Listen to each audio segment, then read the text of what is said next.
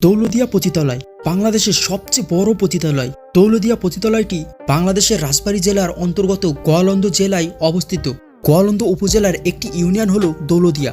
দৌলতদিয়া ফেরিঘাটে পতিতালয়টি অবস্থিত। বাংলাদেশের অনুমোদিত 14টি পতিতালয়ের মধ্যে দৌলতদিয়া পতিতালয় একটি। রাজবাড়ী জেলার দৌলতদিয়া পতিতালয় বাংলাদেশের তথা বিশ্বের সবচেয়ে বড় পতিতালয়গুলোর একটি। 1988 সালে এটি প্রতিষ্ঠিত হয় বলা হলেও উক্ত স্থানে বহুকাল আগে থেকেই পতিতাবৃত্তির সাথে জড়িত ব্যক্তিরা বসবাস করতেন এবং অনুমোদিত ও অবৈধ পতিতালয় হিসেবে বেআইনিভাবে কার্যক্রম চালিয়ে এসেছিল। বর্তমানে এখানে প্রায় 1,500 যৌনকর্মী বসবাস করে এবং প্রতিদিন প্রায় 2 থেকে 3,000 ব্যক্তি এখানকার সেবা নিতে আসে।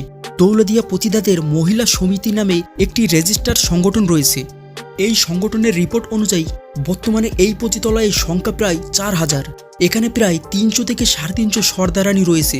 এইসব সর্দারানির আন্ডারে সর্বনিম্ন 5 থেকে সর্বোচ্চ 50 জন করে পতিতা কাজ করে।